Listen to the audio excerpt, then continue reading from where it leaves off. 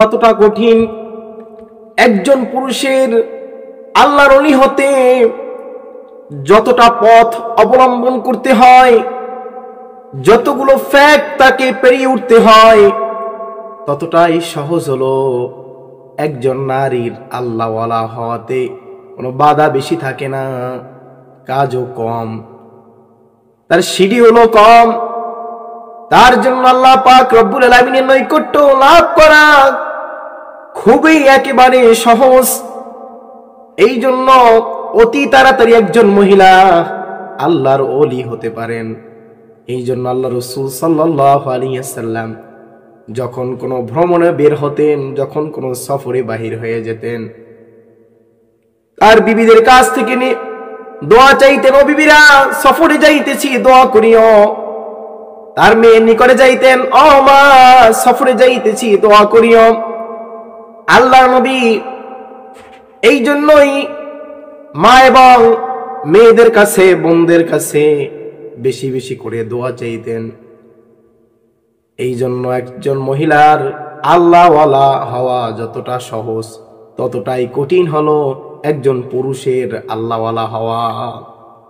মহিলাদের কাজ হলো চারটা কাজ যদি কোনো মহিলা দুনিয়াতে বসে করে যেতে পারে, আল্লাহ রাসূল সাল্লাল্লাহু আলাইহি ওয়াসাল্লাম বলেন, জান্নাতের 8টা দরজার যে কোনো একটা দরজা দিয়ে যদি ওই মহিলা প্রবেশ করতে চায়, আল্লাহ পাক রব্বুল আলামিন এই 4টা কাজের বিনিময়ে আল্লাহ পাক রব্বুল আলামিন 8টা দরজার যে কোনো একটা দরজা থেকে ইচ্ছা পোষণ করবে, সঙ্গে সঙ্গে ওই দরজা দিয়ে প্রবেশ করতে পারবে।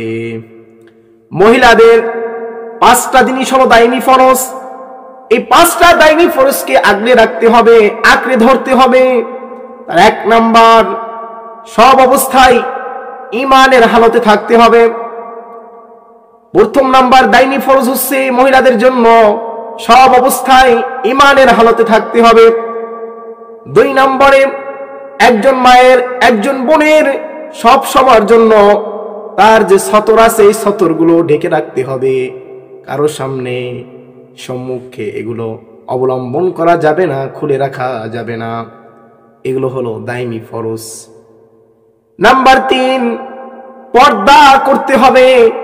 পর্দার ভিতরে নিজেকে আবরণ করতে হবে, আবদ্ধ করতে হবে। নাম্বার 4, সব সময় একজন মহিলার আস্তে আস্তে কথা বলা উচিত, এটা হলো তার জন্য দায়নি ফরজ। নাম্বার 5, সব সময়ের জন্য স্বামীর যেই সম্পদ রয়েছেন, স্বামীর যেই সম্পদটা আপনার কাছে গচ্ছিত আছেন, এই সম্পদের সব সময়ের জন্য হিফাজত আপনার করতে হবে। এই 5টা কাজ দায়নি কাজ, এগুলো মহিলার জন্য করা কোনো কঠিন নয়। আল্লাহ রাসূল সাল্লাল্লাহু আলাইহি ওয়াসাল্লাম বলেন, 4টা কাজ যদি কোনো নারী করতে পারে, আল্লাহ পাক রব্বুল আলামিন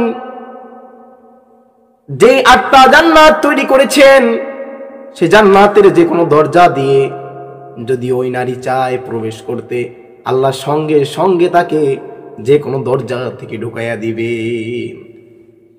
আল্লাহ রাসূল সাল্লাল্লাহু আলাইহি ওয়াসাল্লাম বলেন, ইযা সাল্লাতিল মারআতু খামসাহা,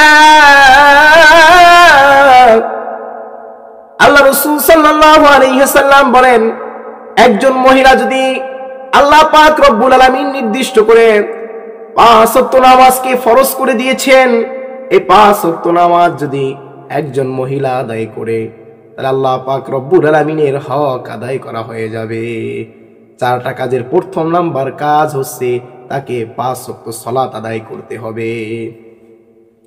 নাম্বার 2, অসামাত শাহরাহা, আল্লাহ পাক রব্বুল আলামিন যে রোজা মানব সৃষ্টিকুলের জন্য আল্লাহ পাক রব্বুল আলামিন ফরজ করে দিয়েছেন, সেই রমজানের রোজা একজন নারীকে যদি সে যদি রাখতে পারে, তাহলে আল্লাহ পাক রব্বুল আলামিনের 8টা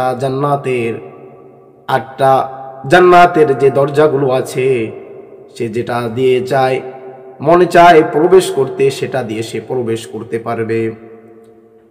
নাম্বার 3, আল্লাহ রাসূল সাল্লাল্লাহু আলাইহি সাল্লাম বলেন ওয়া হাসানাত ফারজাহা,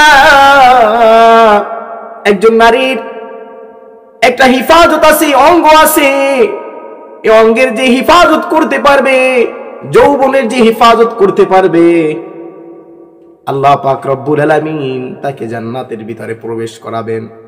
নাম্বার 4, আতাআত বালাহা,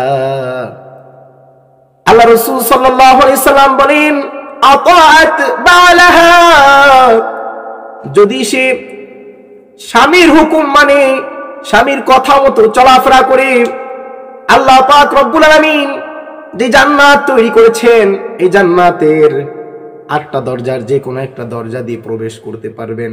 আল্লাহ রাসূল সাল্লাল্লাহু আলাইহি সাল্লাম বলেন দাখালাত মিন আই আবওয়াবিল জান্নাতি শাআত, আল্লাহ রাসূল সাল্লাল্লাহু আলাইহি সাল্লাম বলেন যে মহিলা এই 4টা কাজ করবে, আল্লাহ পাক রব্বুল আলামিনের বানানো জান্নাত, জান্নাতের যে কোনো দরজা দিয়ে মহিলা যখন চাইবে সঙ্গে সঙ্গে ওই নারী প্রবেশ করতে পারবে জান্নাতের ভিতরে।